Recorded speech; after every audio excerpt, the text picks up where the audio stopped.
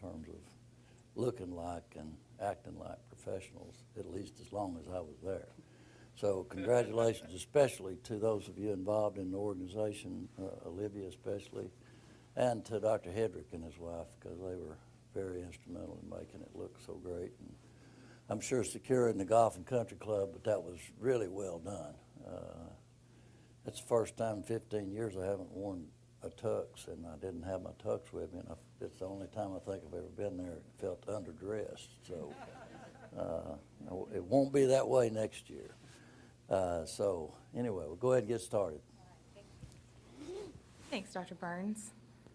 And thanks, Dr. Hedrick, for coming to my presentation. This is a case that I did with him my second week of thoracic this year. It was a great opportunity to work with him. It's something that the third year should really look forward to, getting the experience in the operating room with Dr. Hedrick. So this presentation is titled When It's Not Just a Cough. So, there we go. No disclosures. We'll start with a case presentation on our patient who we saw, 26-year-old female who presented with a week-long cough which turned to hemoptysis. At that time, she presented to an outside hospital and was transferred to Memorial. On review of systems, when the hospitalist saw her, she had noted a 10-pound weight loss. However, she states she was trying to lose weight. Some night sweats, shortness of breath, the cough with hemoptysis, nausea, and just general lethargy and fatigue. She did have a past medical history of mild asthma. That was controlled with an inhaler, no allergies, and she had never smoked in her life. And on family history, she didn't know of any cancers that anyone had ever had. All of her labs were within normal limits, and on physical exam, she seemed like a normal 26-year-old female, except she did have some bronchi bilaterally noted on her initial H&P. Imaging studies, the read from the outside hospital CT scan, which was performed, suggested an infiltrate in the left lower lung that they read as suspicious for tuberculosis. This image I'll show you here, and we'll run through several cuts of it, and then I have some images that I've pulled out and labeled for clarity. So we'll start with the lung windows here. And everything looks pretty normal until you get to the left lower lung, which I'll pull out later so you can see it better. And we don't have any medical students today, sadly, but. So here's just the abdominal window.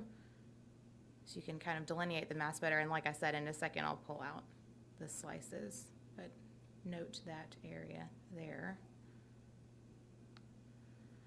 So we'll go down sequentially through the lung, starting at the carina and then the left main stem bronchus. And as you go towards the division of the bronchus, you see the upper lobe bronchus there with the green arrow, and then this tumor, or a mass, that is obstructing the left lower lobe bronchus. And so if we look at it on a different view, it's even more prominent and easy to see.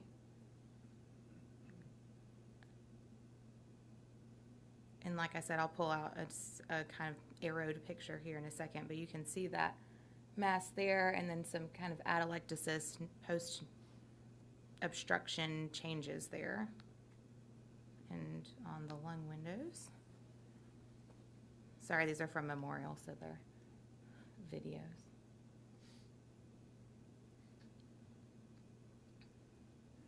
It's a little more difficult to see on this one.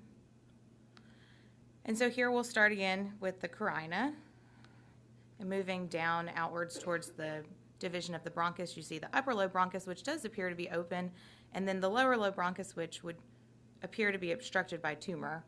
And these kind of post pneumonia atelectasis changes here at the base of the left lower lung. So she was admitted to the hospital, and pulmonology was consulted for a bronchoscopy. That was performed on the 15th of June. When they went in to do their bronchoscopy, they found that the left bronchial tree had an obstructing mass. So this is a picture that Dr. Hedrick drew for me on a napkin in the lounge, like the second day of our rotation. But it's a good picture of the anatomy of the lung when you're going in to do an endobronchial ultrasound or just a bronchoscopy, just kind of sequentially going down through the lung. And so when they went down on the left side, they were able to go to the upper lobe, but the lower lobe they were not able to pass.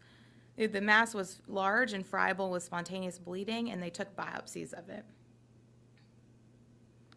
The biopsies, which are shown here, showed a low-grade neuroendocrine neoplasm consistent with a carcinoid tumor. So I'll talk a little bit about carcinoid tumors here. They are rare and slow-growing neuroendocrine tumors which arise from the enterochromaffin cells. They are most commonly found in the small intestine, rectum, and respiratory tract, as in our patient. Most cases are diagnosed incidentally, but sometimes they can have symptoms of the organ that they are affecting, like with our patient with hemoptysis and a cough. Only 10 to 15% result in carcinoid syndrome, which includes the flushing, wheezing, palpitations, and diarrhea that you know is associated with that. And those are only in patients that have liver metastasis or retroperitoneal spread. Evaluate these with laboratory values, the 24-hour urine 5-HIAA, and the serum chromogranin A levels. And then CT or MRI is the imaging of choice, usually CT in the respiratory tract, and biopsies are always appropriate to confirm the diagnosis. And the mainstay of treatment is surgical resection if that's possible. So to talk more about pulmonary carcinoids, they're 33% of all neuroendocrine tumors, and there are two types, typical and atypical. Typical carcinoids are more common than atypical carcinoids. They are usually in younger patients, not associated with smoking, and interestingly, they're apparently more associated with the right lung placement. They are very well differentiated, so they are resistant to chemotherapy, and they rarely metastasize. Atypical, however, comprise only about 24% of cases, and they are associated with smoking. They tend to be more aggressive and invasive and more difficult to treat. Presentation of pulmonary carcinoids, as in our patient, can present with cough, hemoptysis, wheezing, chest pain, dyspnea, or no symptoms at all and may be discovered incidentally on a CT scan. Interestingly, if you're less than 65 years old, it's more likely to happen in a woman, but if you're more than 65 years old, men have 2 times the incidence of pulmonary carcinoids. The workup of pulmonary carcinoids, as with any cancer, you want to localize and stage using an imaging modality, and here usually we use a CT scan.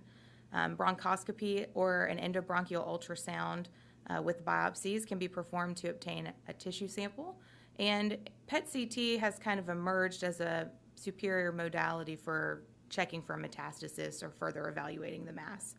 And like I said before, pulmonary carcinoids, if you're able to treat them with lobectomy or other anatomical resection and a mediastinal lymph node dissection, then that's the treatment of choice. Prognosis is very good. Typically, for typical carcinoids, 5-year survival is about 100% if you get clear margins. And for atypical, it's just slightly less at about 78%. And when I was reading about this, it said that post-op recurrence rates at the margins or the area of resections are actually very low. And if they do recur, they recur in a distal region. So our patient did undergo surgery on July 9th. Dr. Hedrick took her to the operating room at Memorial Hospital. She was she got an A-line, a central line, epidural for pain control, and a double lumen endotracheal tube by anesthesia. She was placed in the lateral decubitus position, and we began with a thoracotomy through the 5th intercostal space. And then sequentially, the inferior pulmonary ligament was divided using a ligature, followed by the inferior and then superior pulmonary vein using the vascular load on the stapler. The main pulmonary artery was divided, and then the main bronchus was divided using the black load of the stapler. Following this, a frozen section was performed after the specimen was sent to pathology, and then we performed our node dissection. Here's a picture of a chart that's in the operating room that Dr. Hedrick operates in, showing all the different nodal stations. So we took from the AP window, subcarinal lymph nodes along the inferior pulmonary ligament, and paratracheal nodes. Also, we covered our staple line with a left lobe of the thymus, with securing that with PDS. The chest was irrigated and a chest tube was placed. However, the chest tube was never placed to suction, it was placed to water seal, and we'll talk about that here in a second. And then the thoracotomy is closed in layers, and we finished the case. She was extubated and went to the floor, actually. So we didn't have a video of our case because it was open and that would have been difficult to obtain, but I did find this really great thoracoscopic version of a video of the case. So we'll just play this in the background while I kind of talk about the case and some of the complications that we try to remember to think about and things we do to prevent these complications. So you see there the inferior pulmonary ligament is being divided. We used a ligature in our case. During the case, we aim to reduce barotrauma to the good lung that we're not removing by keeping the peak pressures less than 20 and also keeping a low FiO2 and aiming to keep the oxygen saturation even just around 88 or 90% to prevent barotrauma and to limit free radical production. Then you'll see here on the video the inferior and superior pulmonary veins will be divided with the stapler, followed by the artery, and then followed by the bronchus. So those will be the next structures divided. Before clamping the pulmonary artery, however, 10 minutes before, we ask anesthesia to give 100 milligrams of Solu-Cortef, a steroid drug, and that is in an aim to prevent the complications with clamping the pulmonary artery, watching for right heart failure, clamping the pulmonary artery very slowly, and kind of monitoring the patient before we completely divide that structure. A lot of these things that we do also aim to reduce pulmonary edema or pulmonary edema that can happen postoperatively, which you may see as late as post-op day 3 even. So during the case, IV fluids are kept to a minimum. They only give about 1 liter during the case, kind of like an ERAS protocol patient, and we keep them on minimal postoperative fluids as well. And then following the end of the case, we leave a chest tube in, but we place that chest tube to water seal. This is using the concept that Dr. Hedrick and I talked about called balanced drainage. So it prevents the right lung from overexpanding and filling the left chest. And so it acts as kind of a space holder in the chest to keep that left chest tube in. So once the bronchus was divided, we placed the specimen in a bag and pulled it out of the chest and then continued on with the case. So that was kind of a nice video to show the anatomy there. Like I was talking about before, the complications that you can see with pneumonectomies include early and late complications. Early, the pulmonary edema that we aim to prevent by doing all of those things that I just talked about, the fluids and the chest tube that we leave in place and the steroids. And then another complication that you worry about that can occur both early and late, which would be a devastating complication, would be a fistula. You can also see some cardiac complications arise from this procedure. Other ways to prevent complications are just like any other surgery, having a large volume center, a trained thoracic surgeon, having your patient stop smoking, obviously, postoperative physical therapy, and good use of incentive spirometer and effective pain control. In our case, we used an epidural. So back to our patient. During the case, when we went in with our bronchoscopy first, we found tumor extending into the left mainstem bronchus with near total obstruction. So we were unable to pass the scope both into the upper or lower lobe.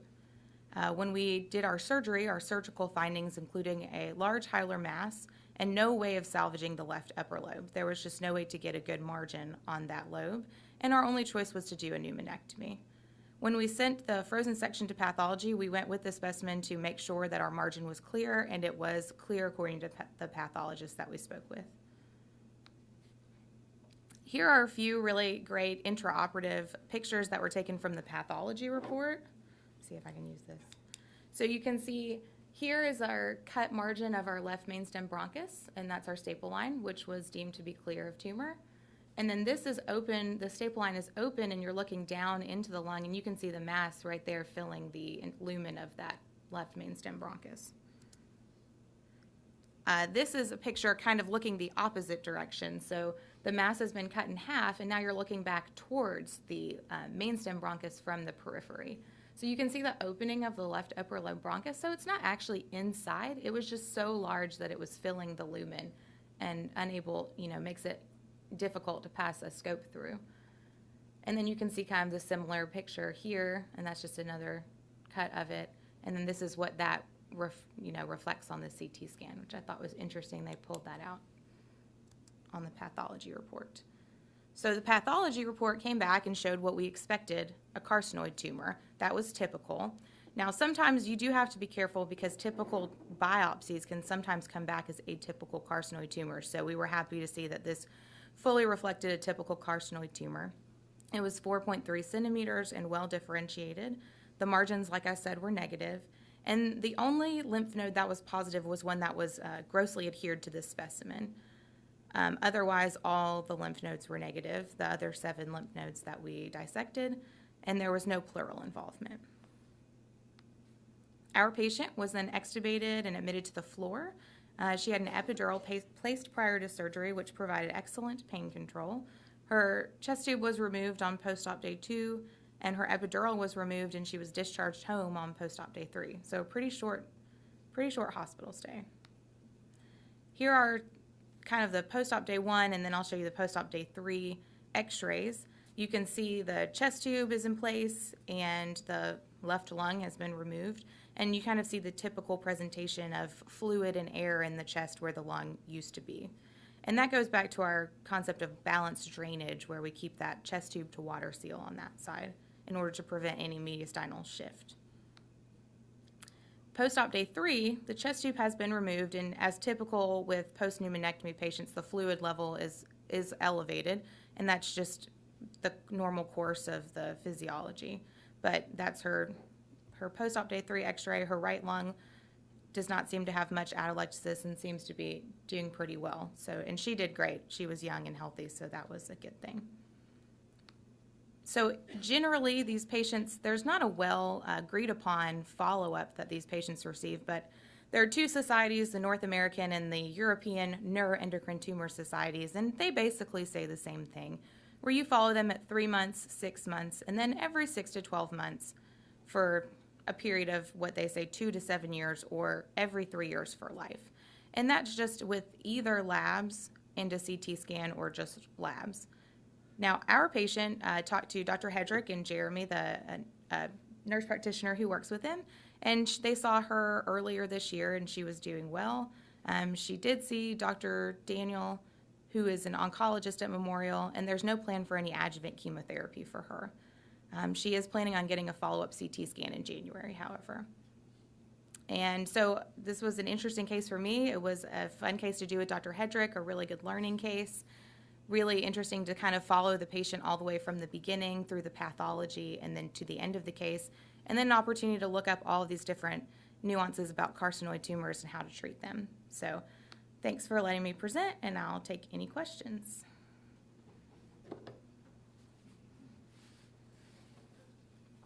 Any questions or comments? Olivia, what would you... Let me give you this mic here, Ron. So a month or 2 months after the surgery, what are you looking for in the clinic when you see her back? So you want to make sure she's not having any shortness of breath or any pulmonary complications, obviously. Checking a chest x-ray could be helpful if she had any symptoms of that, but you want to make sure she's not had any pneumonias, pulmonary complications, specifically. I think pneumonia would be the biggest thing you're looking for, or drainage from her incision or anything like that. She started with a cough, so you want to make sure the cough went away. A bronchopleural fistula is our biggest concern from anybody who's had a pneumonectomy. So in the weeks to few months after surgery, that complication certainly at forefront. So they're going to present with a cough, and it's mainly as that bronchus starts to open up, that cough that she presented with will start coming back, and she'll have this sort of little nagging cough. You're also going to look at the chest x-ray to make sure that air fluid level has gone away, and particularly the fluids rising above the bronchial stump. Indicative if there was a hole, it will never get above that stump and likely go back down. There's a couple things at pneumonectomies I used to teach that were good for general purposes. If you're learning to fly an airplane, one of the things they'll teach you is that your landing is determined about 5 minutes before your wheels ever hit the ground. If your approach is terrible, you're going to have a terrible landing. And pneumonectomies are one of those that if you're careless in setting the patient up for surgery, you're going to have a bad outcome. There's not a lot of room to play, particularly if you're removing a right lung as opposed to a left lung. So communicating with the preoperative personnel, the patient, making sure that their lung that's remaining is in good health, they stop smoking. You want them exercising before surgery. When they come in that day, they need to be, not sick or ill or having any concerns. The preoperative nurses have to HEPLOC or KVO the fluids right away. Your nurse anesthetists, the anesthesiologists have got to be really protective of the remaining lung. You're going to use as low of an FiO2 as you can. Try to create as low a peak pressure on the ventilator, and be really diligent. All those steps lead up to that third day, and why we keep her for 3 days is on the third day you're going to see the post-pneumonectomy pulmonary edema, which is our most immediate feared complication. It's an ARDS in the remaining lung, and if you get that, your mortality rate's pretty high. We don't understand exactly why it happens. There's a lot of thoughts and theories and a lot of animal studies showing how you can maybe prevent it, but reducing barotrauma, FiO2, keeping them incredibly dry, giving steroids before you clamp the pulmonary artery. You're taking that 5 liters of blood flow and now shoving it into one lung acutely, and sometimes that's not a happy spot for that remaining lung, and you'll start getting leaky capillaries and pulmonary edema that may be occurring from all of that. Rapid shift of overexpansion of that lung seems to be a problem too, so we'll try to create a pillow in that side of the chest that just tries to let the body slowly adapt to all that's going on. Carcinoid tumors are also either typical or atypical. A lot of people will treat the typical carcinoid tumors as benign tumors, and we try to correct them. If they were benign tumors, our survival should be 100%. Our survival is about 90% at 5 years, but it's really a surgically treated tumor, so you've got to get clear margins. And that was, in this case, where you're wanting to save a upper lobe or part of your left lung, you've got to really end up with clear margins, or you'll end up regretting that in the life of that patient.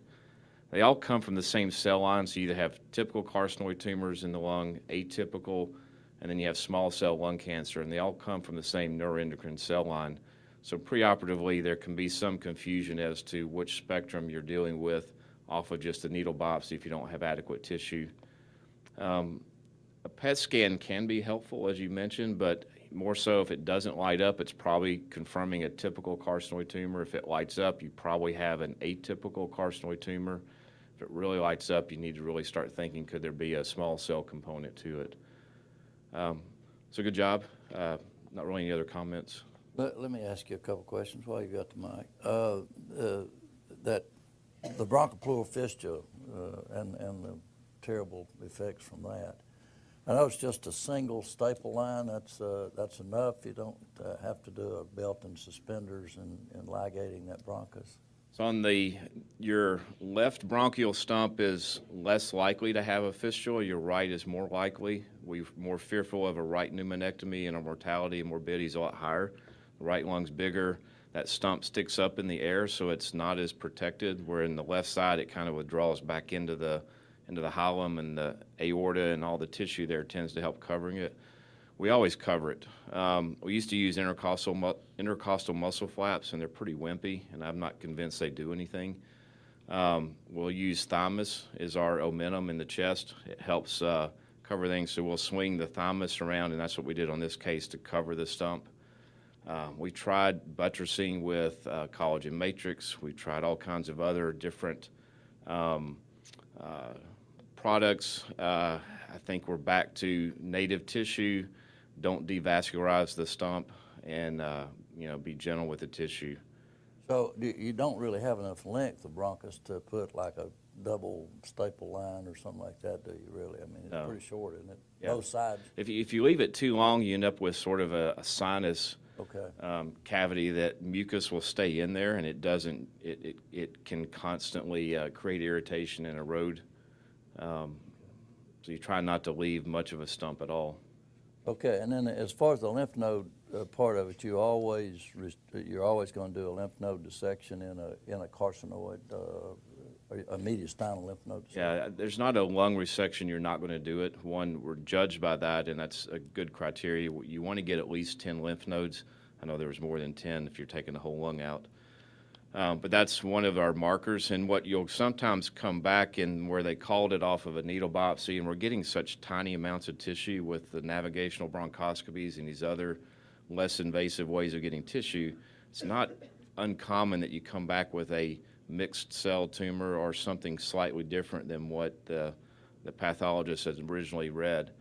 So you want to get a good lymph node dissection, and we used to count on the stations you had to get. Now it's more a number measurement that you've got to get. If you've gotten at least 10 nodes, you've probably done a thorough evaluation.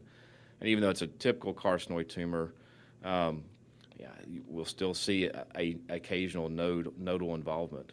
This was more of a direct extension of the tumor into it. So, yeah.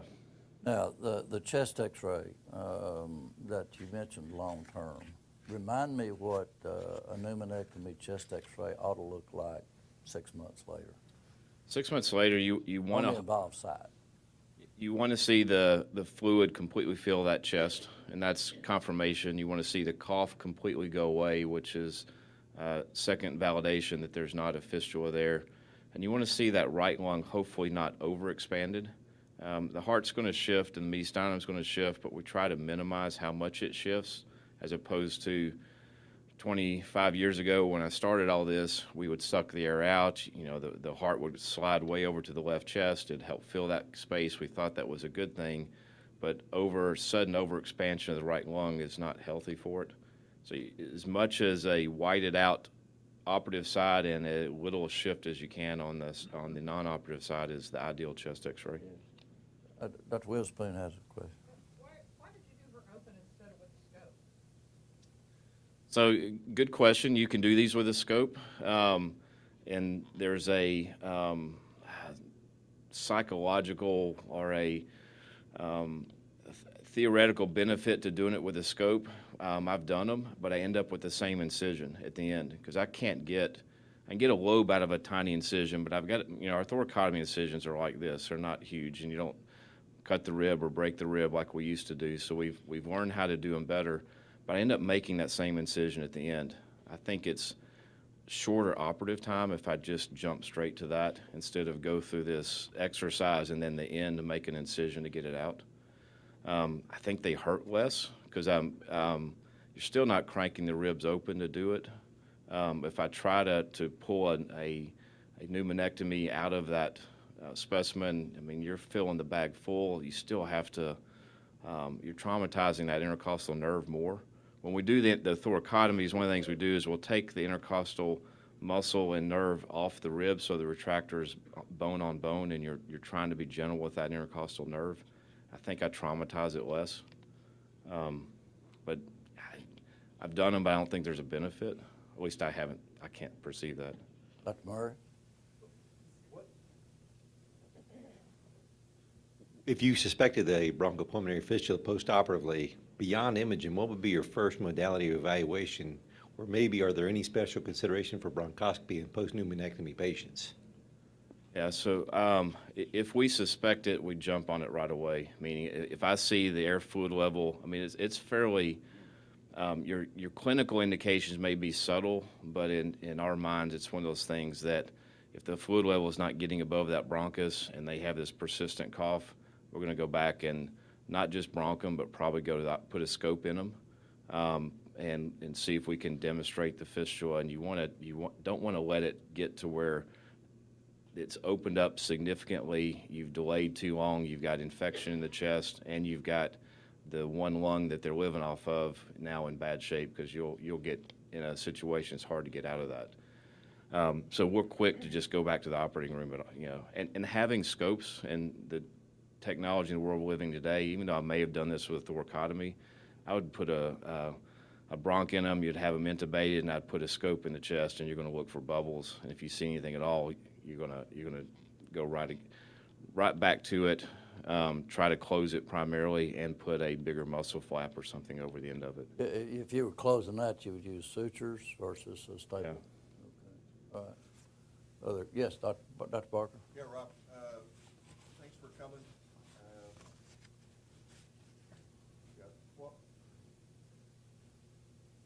Excuse me, what we generally see are patients that don't have single lung ventilation, and we're fighting in trauma. We're fighting a lung that's fully expanded. Could you just, do you have any hints on how to deal with that? We generally don't have to do pneumonectomies. Could you just sort of go over a little bit how to repair a lung lesion, how to do just a segmental resection, and what type of stapling devices you use for doing those things. So, we'll use, if we're in a situation where we couldn't get a double lumen tube in, we'll use periods of apnea to try to deal with that space issue of the lung being ventilated. It's sometimes doable to get a bronchial blocker or a forwarded catheter in there to isolate that lung. I use staple line buttressing on the lung, and part of it was particularly if you take a simple balloon. This is where we kind of went back to lung volume reduction surgeries, where you're dealing with crappy lung tissue, and any of those patients that you operate on, we started early on regretting it because of how fragile the lung tissue was and getting air leaks and the lung tearing, and then that sets off a whole cascade of events and complications. So you can take a buttressing material and staple a balloon off and blow that balloon up to fairly high tension. You take a regular staple the balloon off, and you can't even get it modestly inflated before the staple lines disrupt. So we went back to buttressing. There's a material that it lasts for about 4 to 6 weeks. It's sort of a collagen matrix material that I buttress all the staple lines with. One of the papers that I think Ralston did was looking at, did that reduce prolonged air leaks, get people out of the hospital sooner? But in scenarios where you're operating with lung under tension, you're worried about that disrupting, on the parenchyma of the lung, we'll always use a reinforcement strip. So like pericardium that we used to use? Yeah, it's made out of the ones I just went back because the pericardium never went away, and it created a lot of scar tissue and problems in cancer patients when we're following them up. So we use it's a really thin collagen matrix made out of the submucosa of a pig intestine. We help make it with engineers from Cook. I don't have any financial interest in it. Should have. Just like the vac pack, I gave it away. But it's a buttressing staple line that will incorporate normal tissue in it. It completely goes away in about a month. You won't see it on imaging. We're actually using that staple line now. We're getting ready to start a phase 1 trial of delivering chemotherapy agents through that staple line buttressing agent, trying to do a lung-sparing cancer operation instead of a lobectomy for everybody, taking the breast model, but using those same strips to deliver chemotherapy drugs to the lung parenchyma and the mediastinal lymphatic system. But I buttress them. That's particularly if I've got somebody with pulmonary fibrosis, you're trying to do a open lung biopsy. An air leak will increase your hospital length of stay, your cost tremendously, the misery to the patients. They got to have a tube left in them. They may have to go home with a tube in them. If you can stop those air leaks, then it's well worth the money spent. Thank you very much, Rob. Reminded of this patient. He and I have a patient that is now out, I think, 11 or 12 years with a carcinoid very similar to this, except you were able to do a subtotal resection on her, and she had breast cancer at the same time, and we treated her together, and she's still doing well. He doesn't have to follow her anymore. I still do, but she's a great lady. Couldn't help but think about her. Bobby? Sir. All right, well, good morning, everyone. Today I'd like to take the opportunity to talk with you about a subject that's having pretty fierce debate and a hot topic in America right now at this time. It's all over the news. New laws are being passed. It affects us directly as physicians and is something we deal with on a daily basis. I found it pertinent to discuss with you guys today. I asked Dr. Witherspoon to be my advisor on this topic. I think she does a really good job talking to her patients preoperatively and managing expectations. So thank you, Dr. Witherspoon. I have no financial disclosures. This is an outline of what we're going to discuss today, how we got to where we are, how we're doing as a state, a call from the American College of Surgeons, and what you can do. So to understand how we got to where we are today, you have to look back at pivotal points in time that put us on this trajectory. In 3400 BC, opium was cultivated by the Sumerians in Mesopotamia, which is current-day Iraq, known as the joy plant. Fast forward to the 1980s, and there was the development of Norco and Percocet. A 200-word letter was published in the New England Journal of Medicine stating opioids were safe, effective, and non-addictive. This was further potentiated by the Joint Commission in 2001, advocating pain as the fifth vital sign.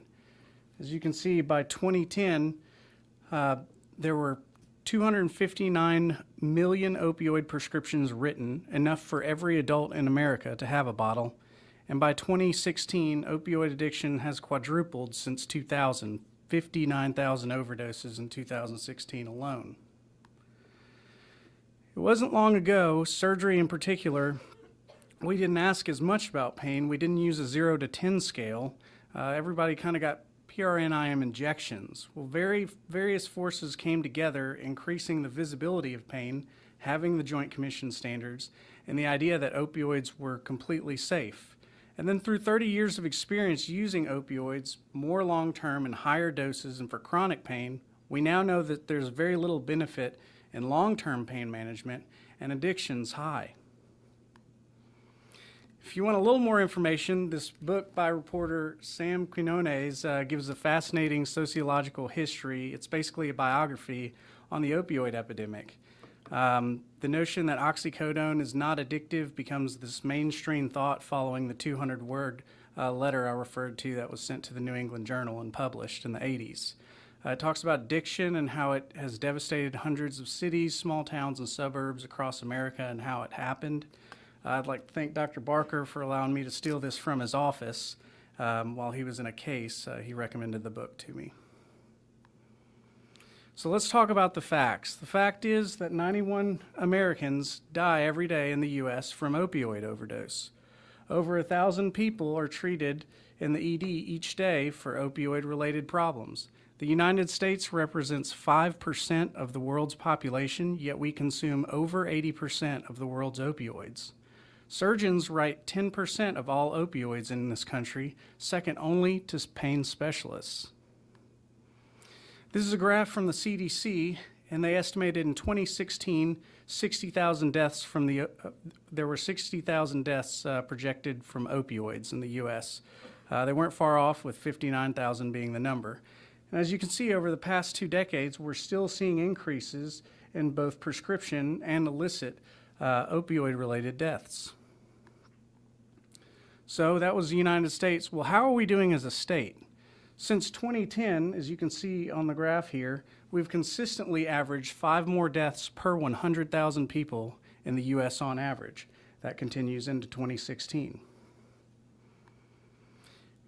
As of 2015, Tennessee was among the top 10 states in the country for drug overdose, over 1,450 of those deaths in 2015 alone. Well, how are we doing with prescribing? In the nation, Tennessee is among the top states with the most prescriptions, averaging over 107 scripts per 100 people. That's more prescriptions for opioids than there are people in the state of Tennessee. Tennessee ranks 3rd in the nation for opioid prescriptions. Last year alone, over 1,200 Tennesseans died of opioid overdose. So let's break it down by county. This is a map of Tennessee from the CDC of the drug death rate, majority attributed to opioids. Chattanooga, as you can see, is on par with Memphis, Nashville having a little more, and Knoxville having the most and the highest death rate. So where are these abused prescription drugs coming from? Well, majority, if you look at my graph, from a friend or relative, bought from a friend or relative. 61% of these are getting it from a friend or relative, which have been prescribed the opioids, and they haven't used their entire prescription. So those can be inappropriately stored, not secured properly, and not disposed of. Of note, the CDC does have some great recommendations on how to dispose of unused prescriptions on their website. This is a graph from the CDC. It shows the risk of continued use among opioid-naive patients starts to increase at about day 3. The second prescription doubles the risk of long-term opioid abuse. And what's really interesting is it looks like the total duration of opioid use is the strongest predictor of misuse. So not necessarily the amount of opioids taken so much as the duration taken. This is a figure from an article published in the Annals of Surgery in 2017. It was out of Mayo. It really shows the variability of post-op opioid prescribing. This is from 3 major medical centers across 25 of the most common elective surgical procedures. The dotted line at the bottom is the ideal threshold. That's a 200 milligram morphine equivalent dose. And you can see most are above the ideal threshold. And notice the wide variability, the tops and bottoms of the whisker plots. There seems to be no standard of practice with prescribing opioids. So this is one of the things that's really of interest now. It's really exploding in the literature. There were a lot of topics at the college in Boston this year regarding this, and one of the reasons I wanted to put this on because it's a great area of research right now. This is a study published in JAMA Surgery in 2017 out of Michigan, looking at the incidence of new persistent opioid use after minor and major surgeries. It looks like across all people having minor and major surgery, 4 to 10% are still using opioids 6 months after that operation. So that includes thyroids, that includes colectomies. This is 6 months later now. And of most important, all of these patients were opioid naive patients. They had never had opioids prior to the operations. And it also doesn't make a difference between minor and major, as you can see up here. It's across all men, women, ages, and procedures. It really shows that administering an opioid for an acute condition can lead to long-term use. The truth of the matter is we overprescribe for opioids following surgery in this country, in this state, and in this county. There's a wide variation of overprescribing among physicians, as I've shown you in the studies before. 42 to 71% of the actual prescribed opioids go unused, with the remaining pills unlocked and not disposed of. We'll discuss those numbers later. 61% of abusers, as I've stated, are getting it from a friend or a relative, and Tennessee ranks 3rd out of 50 for the highest opioid prescriptions. So why are we overprescribing? Patient expectations. Let's use the example of antibiotics. We know that primary care physicians often feel pressure from patients to provide antibiotics, and they identify this pressure as a major reason why they frequently prescribe them for illnesses that they know do not respond to antibiotics. It's a similar phenomenon of patients' expectations with opioids. All pain is treatable. In this view, the patient's subjective experience of pain governs the doctor's decision to utilize conventional medical modes of treatment, i.e. pills. It came to be considered a routine part of the doctor's duty to assess and ultimately completely eliminate pain of any kind as determined by the patient. This kind of approach has led to a situation in which it becomes the expectation that a patient experiencing more than mild discomfort should be treated with pills and that the goal is pain-free. Concern for HCAP scores. In 2012, the CMS implemented the Hospital Consumer Assessment and Healthcare Providers and systems to capture key elements of patient satisfaction, including pain management.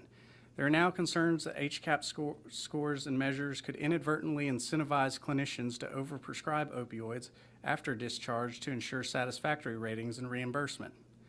Small area variation. We also know that, just like anyone else, we're sensitive to the behaviors of others in our social network. For this reason, we often see similar physician decisions and behaviors within specific social networks. This phenomenon was brought to light as a result of some brilliant studies done in the 1970s out of the Dartmouth Atlas and Healthcare Project. These studies identified a phenomenon called small area variation in healthcare practice, which refers to the fact that doctors in similar communities make treatment decisions simply based on the habits and practices of those in their immediate vicinity. These studies suggest that physician behavior is therefore influenced by social signals and not always governed by evidence, best practice, or guidelines. If anyone's ever spent 2 or more months in this house, you know that Percocet 5, 325, 1-2 tab, POQ 4-hour PRN pain dispense 30 is a local gold standard as an outpatient prescription following any surgery. But now those days in surgery are coming to an end. Surgeon prescribing practices are germane to any discussion on the opioid epidemic, as more than a third of the average surgeon's prescriptions are for opioids. Because of the risk of chronic dependence, the opioid prescribing patterns of surgeons are now the subject of close examination. State regulations are being implemented with or without surgeon involvement. This was a statement published in the Annals of Surgery in April of last year. Emerging evidence suggests that surgeons are unwittingly enablers of addiction, abuse, and overdosage. Last year, the college's Board of Regents created this statement at its June 2017 meeting in Chicago. They released a statement with guiding principles as follows: promote the use of prescription drug monitoring programs, set expectations that PDMPs, such as the CSDM as we know, are fully functional and interoperable with electronic health records, identify patients at high risk for addiction and substance use disorder, establish guidelines for acute pain management of the opioid-addicted patient, set expectations and educate patients and caregivers prior to surgery, during discharge, and throughout follow-up, and provide evidence-based education and evaluation of training programs on opioid and non-opioid alternatives for the management of pain. Detach questions regarding pain management on patient satisfaction surveys from physician reimbursement. So what can you do? Well, start preoperatively. Obtain a thorough pre-op evaluation and risk assessment, check the CSDM, and establish expectations. Much of the success with minimizing opioids is talking to the patient ahead of time for elective surgery and establishing expectations with these patients. How painful is this surgery likely to be? Well, anytime the human body is cut, there's pain, and that's to be expected. What treatments will be used to control my pain? Take acetaminophen and ibuprofen around the clock. Use the stronger pain pills only as needed for breakthrough pain. Is there a standard discharge prescription? Half of the patients who have this procedure take under 10 to 15 pills. What level of post-op pain are we aiming here for, Doc? Some pain is normal. You should be able to walk and do light activity, but may be sore for a few days. This will gradually get better. Continue this perioperatively. Provide balanced, rational, multimodal analgesia, preemptive analgesia, which we do, surgical site infiltration with the local anesthetic, these epidural and spinal anesthesias, regional nerve blocks. These can include bolus blocks, indwelling catheters, continuous versus patient-controlled dosing. And of note, here at Erlanger, we do have an acute pain service with the ACE anesthesiologist, and it's run by Dr. Shepard, if you would like more information on that. This is the American Pain Society's 2015 guidelines. It's the most recent evidence-based national guideline done in collaboration with the American Society of Anesthesiologists. It includes multimodal analgesia, including opioids, NSAIDs, Tylenol, gabapentin, local anesthetics, as you can see here, regional anesthetics. We're all familiar with the TAP block. We also use PEC 1, PEC 2 blocks in breast surgery. And they even include cognitive behavioral therapy. And then post-operatively, again, use anti-inflammatories scheduled, use the lowest effective dose for the shortest duration, avoid new prescriptions of benzos and anxiolytics, CNS depressants that can potentiate this, and use the short-acting opioids, avoid these extended release, and DC with fewer tablets and an agreed-upon taper. So what if the pain persists? Validate the presence of pain first. They've done studies with patients, and there's nothing more frustrating for them than to come to the office, explain to the doctor that they are still having post-operative pain, and for the surgeon to say, well, your gallbladder went great. I don't know why you should be having any more pain. So one, validate the presence of the patient's pain, reevaluate for any kind of complications that you may have had and treat as appropriate.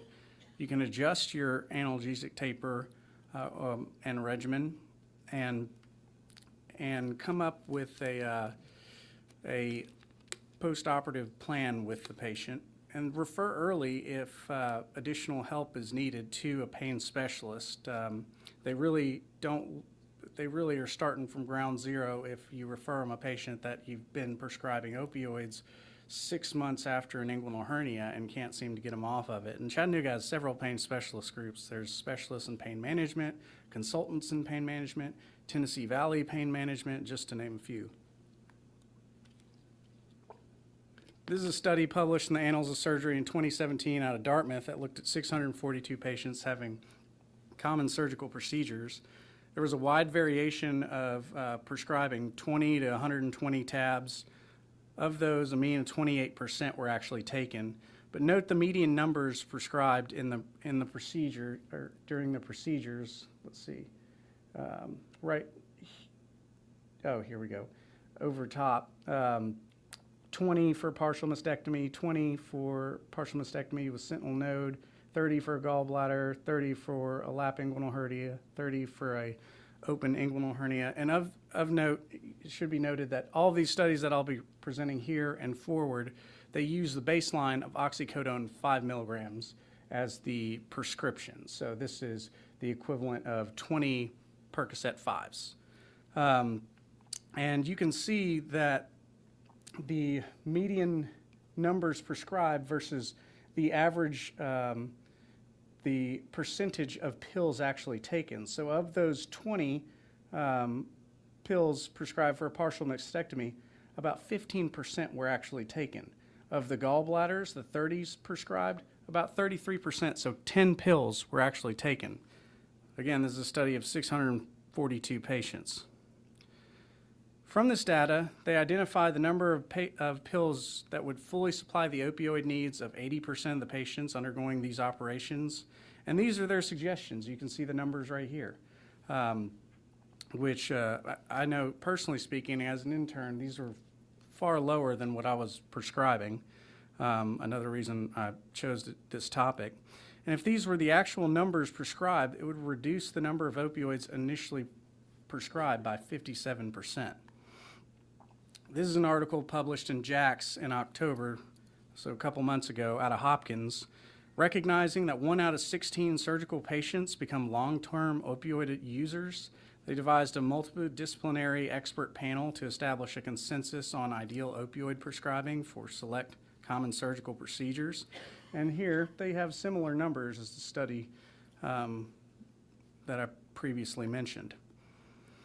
Okay, so these studies have applied to elective outpatients general surgery procedures, but what about inpatient?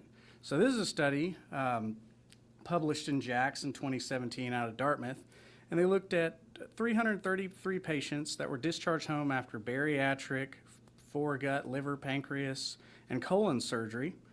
And they noted that 85% of the patients were prescribed opioids when they were sent home, but only 38% of the amount prescribed were actually taken. And so they found that post-discharge opioid use is best predicted by usage the day before discharge. So if no pills were taken the day before discharge, they were not sent home with an opioid prescription. If there were 1 to 3, they sent them home with 15 pills. And if 4 or more the day before discharge, they sent them home with 30 pills. If these were the actual numbers prescribed, you'd reduce the number of opiate prescriptions by 40%. So a study published in the Journal of Surgical Education out of Yale, published last year, shows that 75 to 100% of postoperative prescribed opioids were written by residents. I'd say that's pretty true here. As residents, we rarely get formal training on best practices of pain management or opioid prescription. So what I did was I logged into the ACGME case entry and selected the top CPT codes entered from UT Chattanooga surgery residency. And of note, I excluded any procedures that did not require post-op opioids like colonoscopies, EGDs, central lines, and collected our top 10 operations here. And then using the studies I previously presented, I developed some suggestions on the number of pills to be administered for those most common operations. And so here you can see lap chole, lap appy, port, X-lap, I think it depends on the operation, the indication for the X-lap, PEGs, inguinal hernias, partial mastectomies, trach, again, most commonly in our trauma patients and have concomitant injuries, and hernias.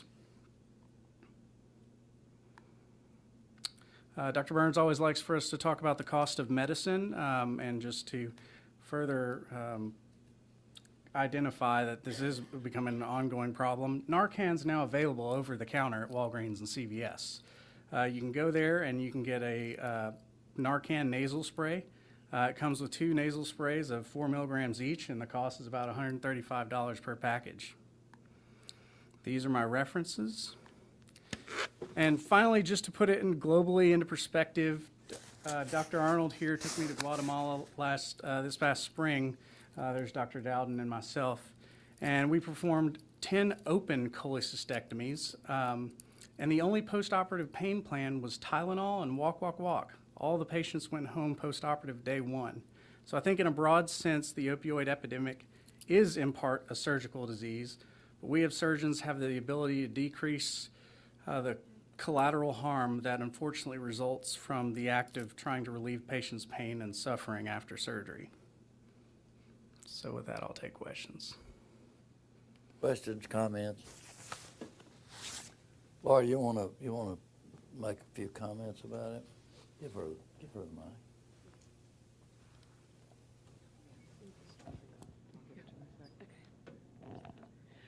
I just want to say I got interested in this because one of the initial reports having to do with addiction in opioid-naive patients showed mastectomy as the 3rd most common operation that led to that, which was shocking to me. So within the past few years, I've started trying to personally attack this problem. We have the technology to do multimodality anesthesia and pain relief. The techniques are not new, but they've been underutilized because honestly we all get in a rut of doing the same thing the same way every day. So we have to encourage and mobilize our anesthesia colleagues. We have to reorient ourselves, and mostly we have to talk to the patients. If you talk to people ahead of elective surgery, they are hugely relieved to hear that they will not need opioids because patients do not want to take drugs. They hear about this stuff.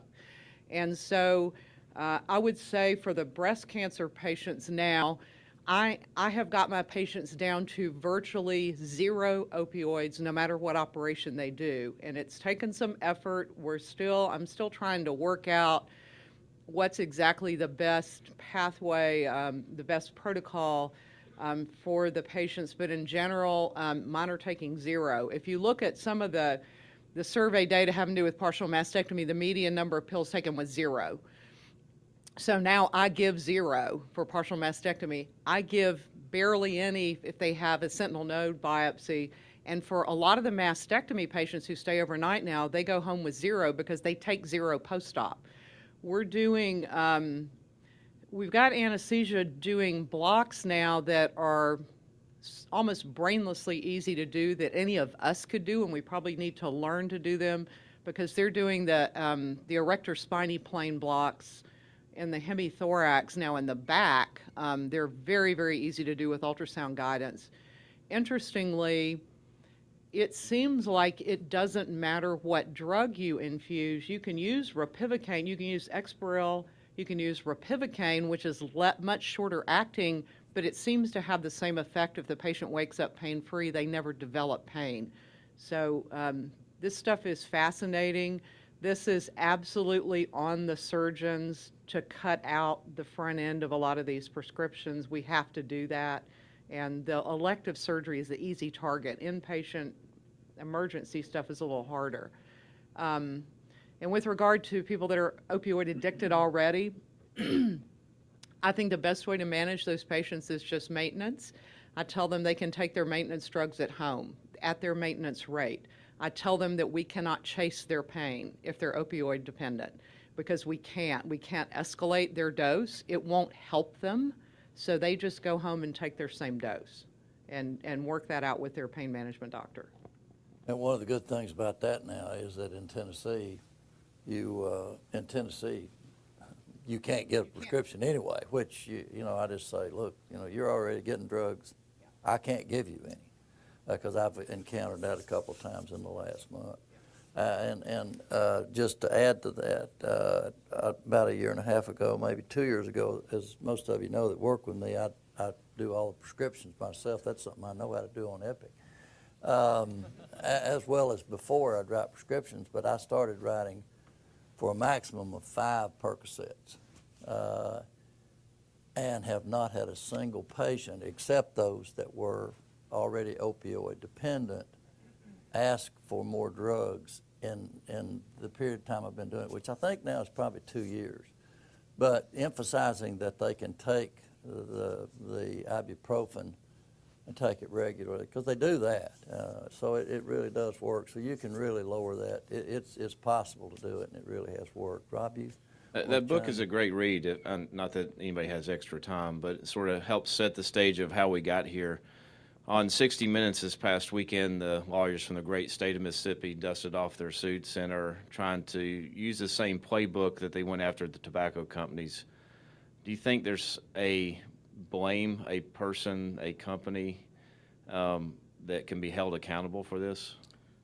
Just like most everything else, I think it's multifactorial. I think back when I was referring to that letter to the New England Journal saying it was completely safe and effective and non-addictive, that kind of changed. And pharma mass producing these drugs and encouraging and promoting doctors to do it potentiated that problem massively, and you could just see the difference. The book really lays it out nice and clearly, and since the 2000s onward, the 80s and 90s were the big opioid booms, and just perpetuated today until we realized now, oh, we have a problem. Yeah, but I'll tell you, the thing that had, in my opinion, is right there, 2010, JACO. JACO had a huge influence on surgeons, at least. Now, I mean, because surgeons were always concerned about it. Yeah, I mean, we were part of the problem, but JACO really, for those that, of course, none of you weren't even born, and maybe some of you, but I mean, it was that was a huge issue because, and then they followed that immediately with the federal government with the HCAPs, and HCAPs, if you look at the data on it, the primary concern or the primary bitch that people have is that my pain wasn't controlled, and yet, so you got two things going on here, two federal agencies encouraging addiction, basically. Dan, you want to? Yeah, just one quick thing. How many of you all know somebody in your family, immediate family, or a close friend who have been affected by opioids? See what? Yeah, I think this kind of speaks for it, and so I'm really glad you did this. We had some tragedy in my family the last 12 months over this, and even before, and I think a couple things. There's somebody doing, I can't remember which resident's going to do a research project on this, but it's going to be based on residents. So you guys are the ones that write most of the prescriptions. Most people aren't as good on Epic as Dr. Burns is, and so so just don't write prescriptions. Yeah, so I think you guys are going to be a big part of the solution of it, and I appreciate that. Yeah. Did you want to add something, Rob? I was just going to say that I didn't feel the pressure from big pharma. I felt the pressure from HCAPS and JACO and those organizations, and that's just kind of the irony. That was a huge, I mean, the pictures, I don't know, do we still have the pictures of the, do they still have them? God, man. Yeah, your pain level. Getting the pain scale embedded in the medical record was the coup de grace for the drug that was companies. it. And so, because if you think about it, I tell people this all the time, if you think about it, if you look at the pain scale and you're a patient and it says 0 to 10, there is an inherent message there that you can be at 0. That's the unspoken message, is that you can be at 0. Any adult in the U.S. walking around over 50 years old is never at 0 pain on any day. We're never less than about 1 or 2. So the problem is that suggestion that you can be at 0 has reinforced the cycle of these companies' drug use, and also starting back in the 80s, the attack on the doctors and the nurses saying that we did not know how to recognize pain and we did not know how to treat pain. That attack was relentless. This was well coordinated. This was not an accident. No. It was a well coordinated attack, because I remember I just remember the drug reps coming in and telling us that our nurses do not know anything about pain. And whereas I think we're very good because you can look at a patient's face who tells you they're 10 over 10 and know that they're not. And so now I think we have some ability to push back and say, you don't really have 10 over 10 pain.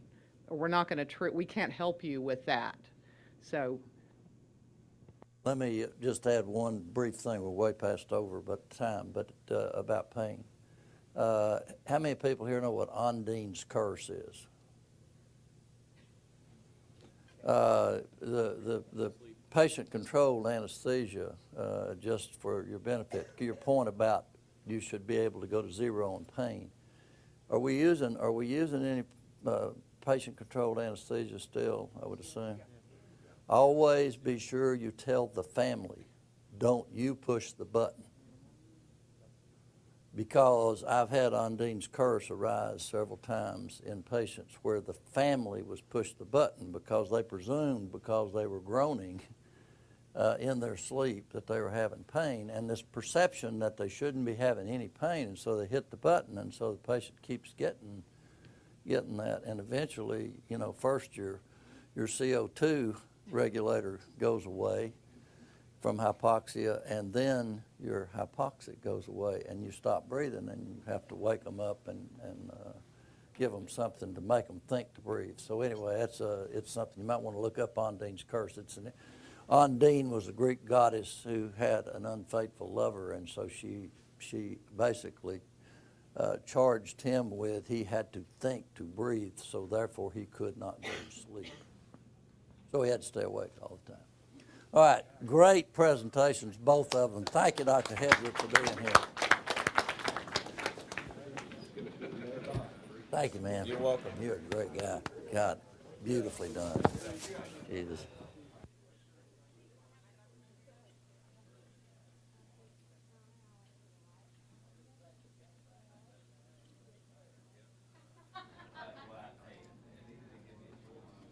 Bobby, now you've done it